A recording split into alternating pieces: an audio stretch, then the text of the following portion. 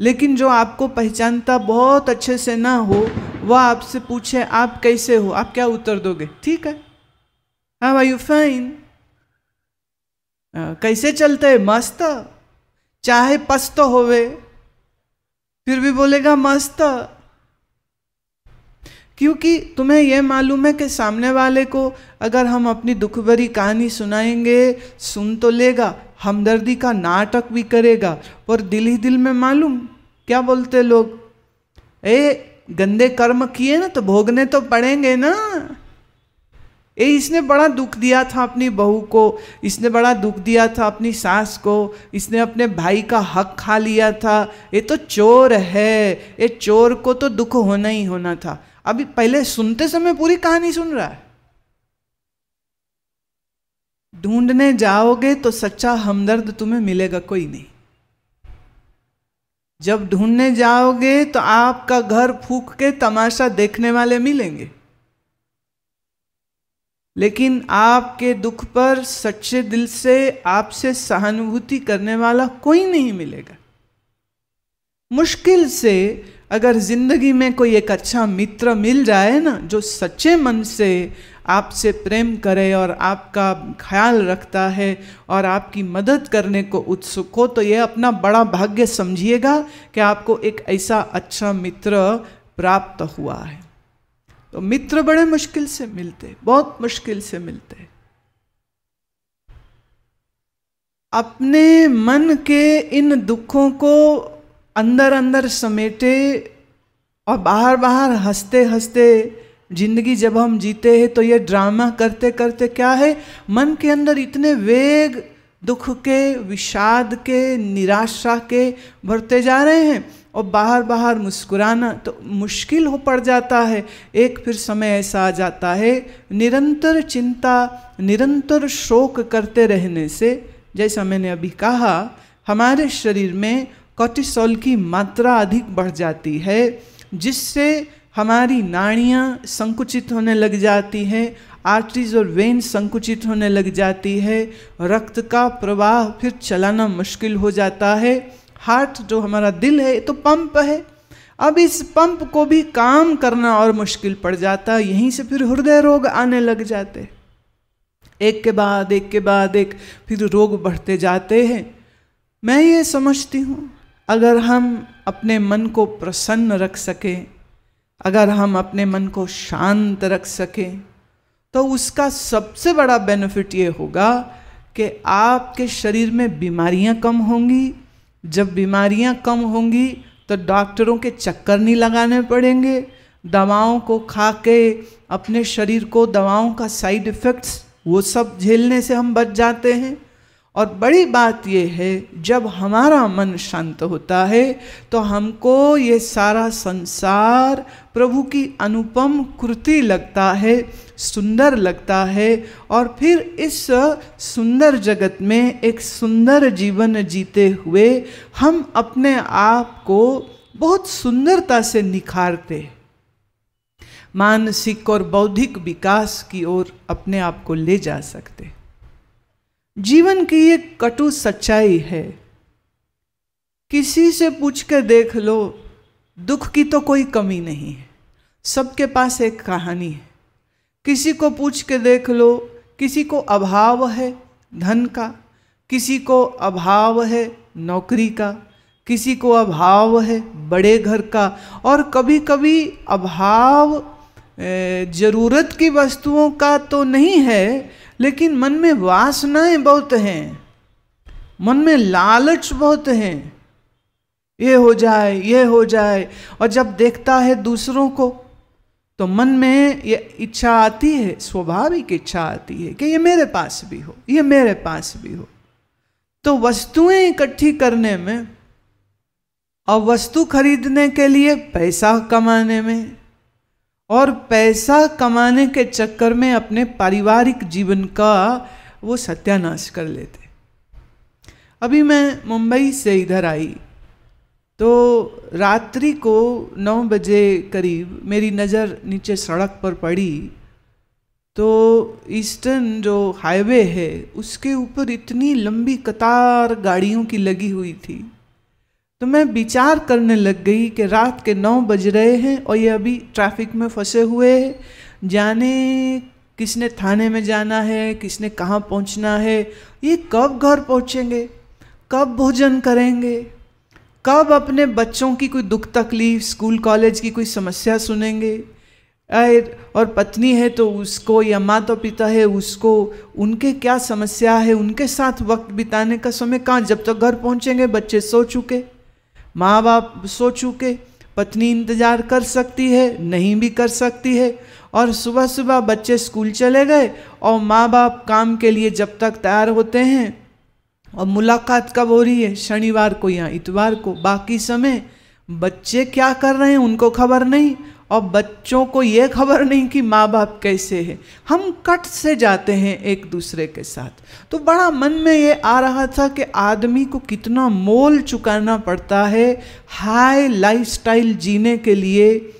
जिस high lifestyle को जीने के लिए वो कमा रहा है और समय लगा रहा है, उस हाई लाइफ को जीने के लिए इसके पास समय तो है ही नहीं। बड़ा मुश्किल सोता है, सुबह फिर लग गया, और बीच में थोड़ा समय आया तो वो खाली समय में मैं देखती हूँ फैमिली के साथ फिर शॉपिंग को निकल गए। ये नहीं है, क्या क्या सामान नहीं है, वो लिस्ट दिमाग में चलती रहती है। और किसके किसके पास है जब पता चलता है तो उसका भी दुख आता है, और मिल जाए और मिल जाए और मिल जाए। अब और सांसारिक वस्तुओं को मैं इकट्ठा करूं ताकि मैं ज्यादा सुखी हूं, ये इतनी बड़ी भूल है। वस्तुएं हमारे उपयोगिता की अगर हों तो बहुत अच्छी बात है, लेकिन अगर तुम कहो कि वस्तुओं से तुम्हारे मन का सुख हो जाएगा तो ये आपका सिर्फ भ्रम है और कुछ भी नहीं। भ्रम से अधिक ये और कुछ भी नहीं। अपने कर्म को करते हुए अपनी आवश्यकताओं को पूरा करना एक यज्ञ होता है। मैं फिर कह दूं, 8 घंटा 10 घंटा आप काम करते हैं, ऐसा बिल्कुल नहीं मानिए कि मैं उसकी सार्थकता नहीं समझती हूँ। ये एक यज्ञ होता है। इस यज्ञ का फल जो आपको धन मिलता है, उस धन से आप अपनी और अपने परिवार की आवश्यकताओं को पूरा करते हैं। ये भी एक यज्ञ का ही हिस्सा होता है।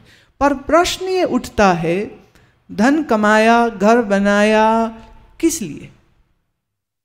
धन कमाया, घर बनाया इसलिए होना चाहिए कि उस घर में बैठ करके सुख शांति पूर्वक आप अपने ऊपर काम कर सकें, चेतना के ऊंचे स्तरों को छू सकें, अपने आत्मबोध की ओर बढ़ सकें, अपने कल्याण का कार्य कर सकें। अगर आप ये नहीं कर रहे हैं तो माफ़ करिए, आपके जीवन से तो फिर पशु का जीवन अच्छा है। वो दाने खा लेती है चिड़िया और ची ची करती है और खुशी से गाना गाती है। आपकी तो हालत ये है, ठीक से ढंग से बैठ के भोजन करने का भी अवसर नहीं मिलता। बम्बई का जायदा, पर महाराष्ट्र में भी तकरीबन जिसको देखो शायद बड़ा पाव पे ही जी रहा है। ये क्या खाएंगे? बड़ा पाव खाएंगे। अच्छा क्या खाएंगे? अच्छा मिसल पाव खा लेंगे। पाव महाराज सब जगह होते हैं। Pav is the state food of Maharashtra. पाव क्या है भैया? मैदा है। मैदा खाते रहोगे आंतों में फंसेगा, आंतों में फंसेगा कब्ज होगी, और एक कब्ज से आयुर्वेद कहता है 80 रोग उत्पन्न होते। सिर दर्द होना, खट्टी डकारें आना, नींद ना आना, जी मिचलाना, और शरीर में आंव उत्पन्न होती है, टॉक्सिसिटी बढ़ती है, जिससे फिर और बहुत सारे रोग होते हैं। लेकिन घर का साधारण दाल चावल अगर तुम रोज खाओगे तो ये सब रोग तुमको नहीं होंगे।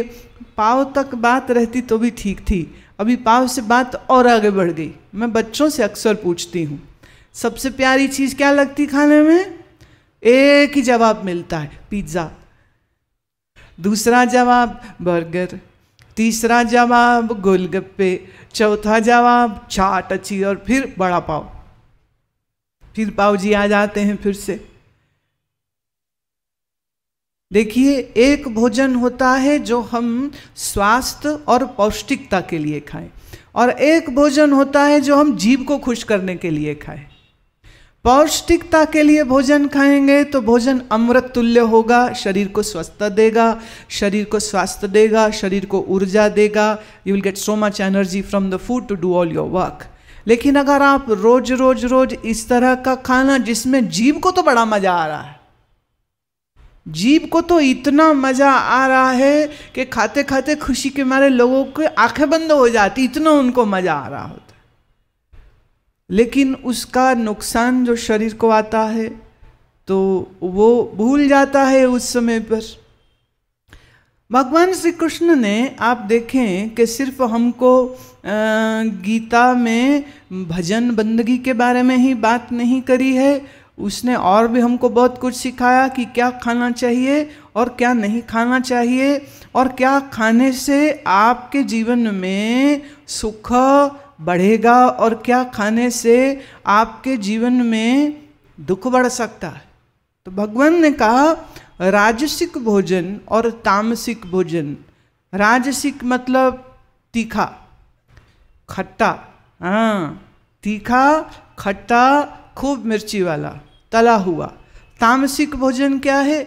मांस इत्यादि तामसिक हो गए। बासी भोजन मैंने कल का बना 2 दिन पुराना बासी भोजन अगर आप खाते हैं तो राजसिक और तामसिक भोजन खाएंगे, जीव को तो बड़ा मजा आएगा लेकिन शरीर में विकार उत्पन्न होंगे।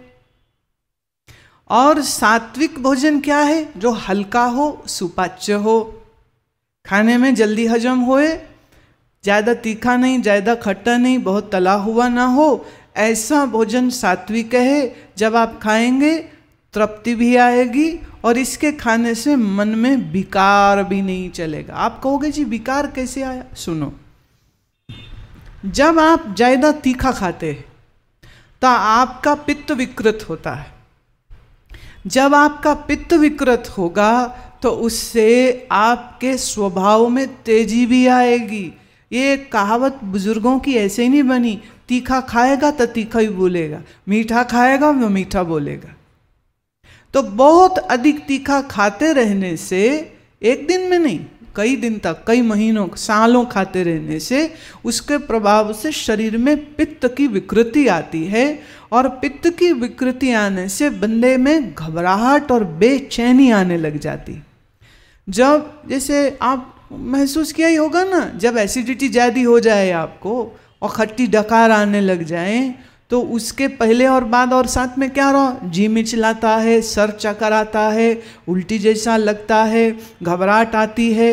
अब ये आप निरंतर तीखा खाते रहेंगे, शरीर बेचारा रोज ये तकलीफ भोगेगा और इसके प्रभाव से मन में एक खीज, मन में एक फ्रस्ट्रेशन, मन में आपके हाइपर हो जाना, माने बड़ी तेजी से गुस्सा आ जाना, जल्दबाजी में हर बात को करना, ये सब आपके स्वभाव में परिवर्तन आ जाएंगे। तो हमारा आहार हमारे व्यवहार को प्रभावित करता है, हमारा आहार हमारे मन को भी प्रभावित करता है। तो आहार ऐसा होना चाहिए जिससे मन शांत होए और हमारा व्यवहार जो है वह आनंदपूर्ण होना चाहिए। देखो प्यारे, अगर आप तीखा तीखा बोलते रहोगे, किसका किसका दिल दुखाओगे। जिसका दिल दुखाओगे वो कोई संत महात्मा तो है नहीं, वो भी बदला लेगा फिर तुमसे, और सामने से लेगा कि छुपा के लेगा, कोई षड्यंत्र रच के लेगा, तुम्हें पता भी नहीं चलेगा। ऐसी चपत पड़ेगी कि तुम सोच में पड़ जाओगे कि भाई मेरा ये नुकसान किसने कर दिया। और इसके विपरीत अगर मन अच्छा है, शांत है, व्यवहार अच्छा है, तो इसका नतीजा ये होगा कि तुम तो बस सबके दिल ही जीतते रहोगे और जाने किस किस की दुआएं, किस किस का आशीर्वाद तुमको मिलता रहेगा। मुझे स्मरण आ रही है यह बात कि हमारे अद्भुत संत हुए हैं। एक संत हुए तुकाराम महाराज। तुकाराम महाराज के जीवन की एक घटना कहती है कि इनके जो विरोधी हैं, जो इनकी प्रशंसा और इनकी प्रसिद्धि से जल रहे थे, तो सामने से आ करके इनको बुरा भला बोलते हैं। वो बुरा भला बोल रहे हैं, बुरा बोल रहे हैं, तुकाराम महाराज सुन रहे हैं।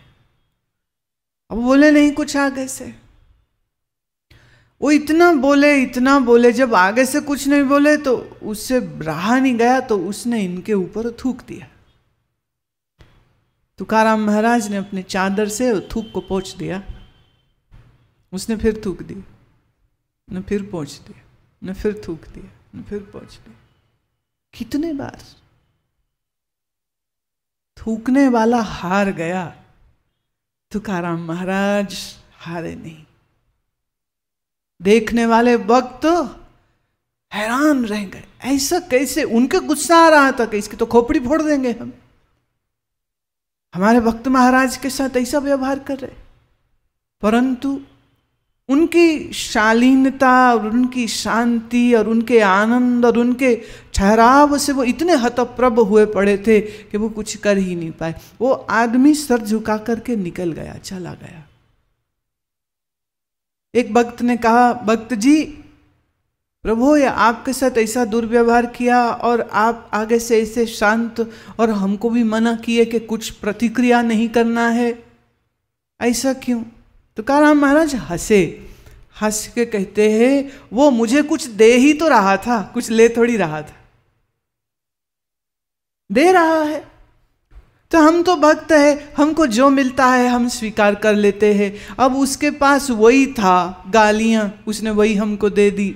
अब यही कोई मेरे गले में फूल डालता तो तुम उसको भी जाके बोलते कि क्यों फूल चढ़ा रहे हो? मैं तो सब स्वीकार करता हूं, भले होवे फूल और भले होवे गाली। देने वाला तो मेरा गोपाल है, देने वाला तो मेरा प्रभु है, हर मनुष्य के रूप में भी वही है, इसलिए मुझे कोई फर्क नहीं पड़ता, कोई फर्क नहीं पड़ता। ये इतनी सहजता, इतनी धैर्यता, ये जिसके भीतर मौजूद होगी, आप कल्पना में भी उस व्यक्ति के जीवन में कोई विक्षेप आ सकता है, कोई उसको दुखी कर सकता है, ऐसा संभव ही नहीं, बिल्कुल संभव ही नहीं।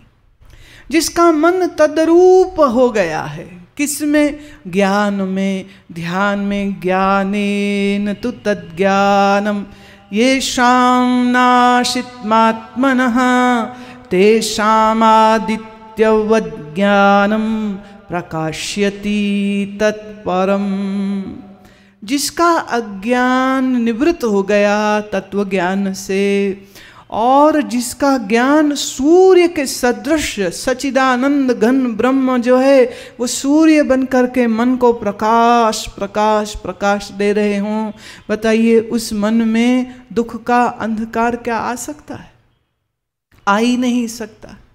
एक बात याद रख लीजिएगा, आपके बहुत काम आएगी ये बात, और वो ये है कि जीवन में आपको कोई दुखी कर नहीं सकता जब तक आप दुखी ना होना चाहें। कोई आपको दुखी नहीं कर सकता है जब तक आप दुखी ना होना चाहें। और इस नियम का दूसरा हिस्सा यह है कि कोई आपको सुखी भी नहीं कर सकता है जब तक आप सुखी ना होना चाहें। बात तो आपके ऊपर आती है। दुख और सुख मान्यताएं हैं। दुख और सुख कोई वस्तु नहीं जो कोई हमको दे सके। एक आदमी जिसके मन में धैर्य है, ज्ञान है, ईश्वर प्रेम है, ईश्वर भक्ति है, वो झोंपड़े में रह रहा हो तो भी मुस्कुराता है, वो महल में रह रहा हो तो भी मुस्कुराता है। अगर ज्ञान प्रेम भक्ति ध्यान नहीं है, झोंपड़े में रहेगा तो भी दुखी रहेगा, महल में रहेगा तो भी दुखी रहेगा। तो आपका दुख तो आपके हाथ में है। अगर अज्ञानी बन के जिएंगे तो दुखी ही रहोगे, और अगर ज्ञान को जीवन में ले आओगे तो आपको कोई प्यारे दुखी नहीं कर सकता, कोई कर ही नहीं सकता।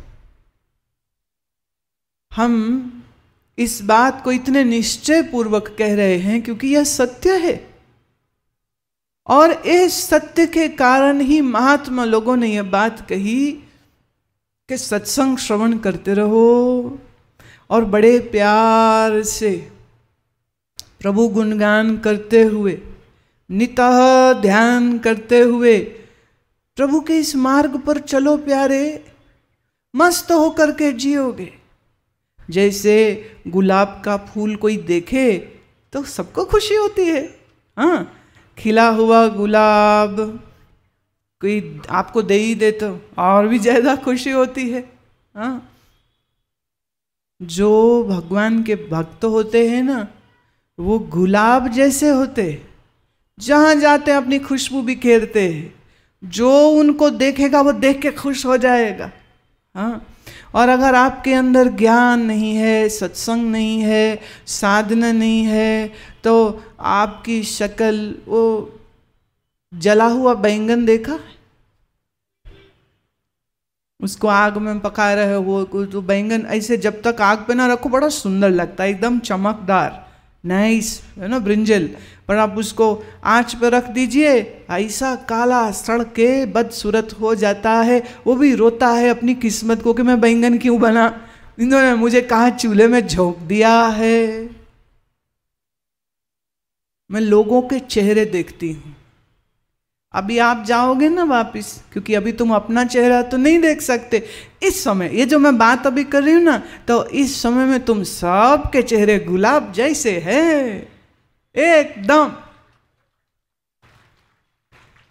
आज आप जब बाहर जाएंगे ना, तो रोड में, सड़क में, ट्रैफिक में, बसों में जितने लोग बैठे ना, जरा उनकी शक्ल देखना। ऐसे या तो लड़के आ रहे हैं, या मार खा के आ रहे हैं, या मारने जा रहे। पता नहीं भाई क्या बिगाड़ दिया किसी ने उनका। आज ही सुबह मैं एक स्कूल में गई थी, वहाँ बच्चों ने मेरे लिए मेरा ही भजन गाया और सब बच्चे बैठे हुए थे। मैंने जब मेरी बारी आई बोलने की, तो मैंने उनको कहा कि मुझे एक बात बताओ कि तुमको क्या मार मार के स्कूल के टीचरों ने बैठाया यहाँ पर? बोले नहीं। तो बच्चे इतने बात बोली तो हंसने लग गए। मैं जब से आई थी ना, तब से इतना प्यारा वो भजन गा रहे थे सब, तेरे फूलों से भी प्यार और वो सब, पर शक्ल उनकी ऐसी, ना मुस्कान ना आँख में चमक कोई, जैसे ना मतलब डंडा पड़ेगा अभी तो बस, नहीं तो मार के बैठाया है। मैं ऐसा नहीं रखते। ये जो तुम्हारा निचला और ऊपर वाला होंठ है ना, इसको जरा सा ऐसा खींच के रखो, जरा सा ऐसा 2 सेंटीमीटर ज्यादा नहीं, 2 सेंटीमीटर खींचिए और मंद मंद मुस्काइए। और मुस्कान बहुत, the smiles are very contagious. एक हंसता है तो उसको देख के लोग भी हंसते हैं, फिर पूछते तू क्यों हंस रहा? हंसता हुआ कोई देखे तो उसको देख के हंसी छूटती है, और फिर बाद में पूछते हैं कि भाई साहब आप हंस क्यों रहे हो, किस लिए हंस रहे हो?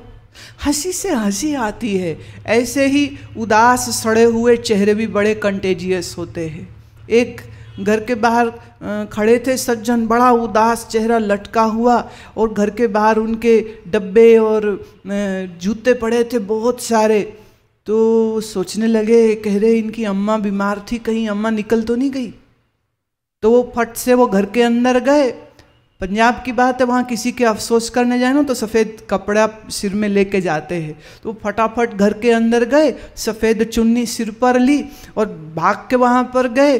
चप्पल जहाँ पड़े हुए थे वहीं चप्पल उतारे, जल्दी जल्दी अंदर, और बोलते गए, अरे बड़ा ही अफसोस हुआ, बड़ा ही अफसोस हुआ। बंदा कहता जी क्यों? मैं पेंट करा रहा हूँ, आपको अफसोस क्यों हो रहा है? बोले मतलब ये सब जूते? बोले घर में पेंटिंग चल रही, कुछ कर्मचारियों के हैं, कुछ हमारे घर वालों के हैं। कहते नहीं, कहते आप क्या समझे? बोले नहीं नहीं नहीं, कुछ नहीं कुछ नहीं। अभी उनको धोखा क्यों हुआ? उसकी उदास शक्ल देख करके, उदास शक्ल देख करके। अब बेचारों की उदास शक्ल क्यों है ये तो वही जाने, पर हमें इतना पता है दुनिया के दुख दर्द के जो मारे हैं वो मुस्कुरा ही नहीं सकते हैं, उनकी शक्ल ऐसी ही होती है। और जो भक्त के प्यारे होते हैं, संत के प्यारे होते हैं, भगवान के प्यारे होते हैं, वह आप भी मुस्काते रहते हैं और जिस जिस को मिलते हैं उनकी मुस्कान का ऐसा इन्फेक्शियस है ना, जो देखता है वो भी उनको देख के मुस्कुराने लग जाता है। नहीं, जीवन को सुंदर बनाओ, ये तुम बना सकते हो, ये शक्ति ईश्वर ने तुमको दे रखी है। ऐसा कोई मनुष्य नहीं है जिसके पास ये बुद्धि की शक्ति ना हो, लेकिन जब इस बुद्धि में ज्ञान नहीं होता तो अक्ल है नहीं तो फिर क्या करेगा। बेवकूफ आदमी को तो झापड़ी पड़ते भाई सब जगह पर। ज्ञान हमें जीना सिखाता है। प्रेम से इसको श्रवण करिए। तेरी राहों पे चलती रहूंगी, हे प्रभु, हे सद्गुरु, जो तेरा ये सत्य पथ है, मैं इस राह पे निरंतर चलती रहूं, तेरी राहों पे चलती रहूंगी, दर पे आई हूँ आती रहूंगी। मैंने हे गुरुदेव आए हैं आज सत्संग सुनने, बस ये जिंदगी का मेरा नियम बन जाए कि हम आते रहे और सुनते रहे और आते रहे, मिलते रहे, मिलाते रहें, तो तेरी राहों पे चलती रहूंगी, दर पे आई हूँ आती रहूंगी। क्यों? नई जिंदगी है मिली, हमें जीवन जीने का एक नया तरीका तूने सिखा दिया है। सो मस्त होकर के इसको आप श्रवण करेंगे।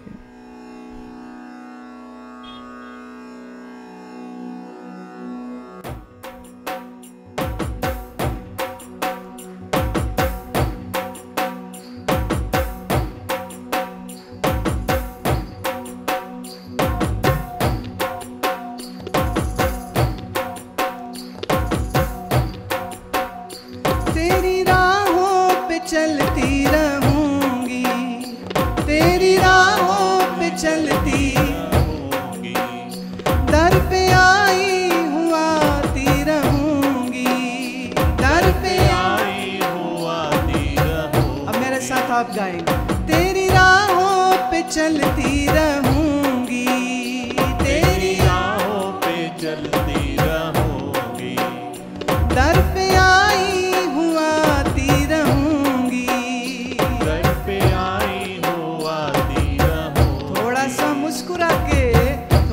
मुस्कुरा के प्यारे। हाँ, तेरी राहों पे चलती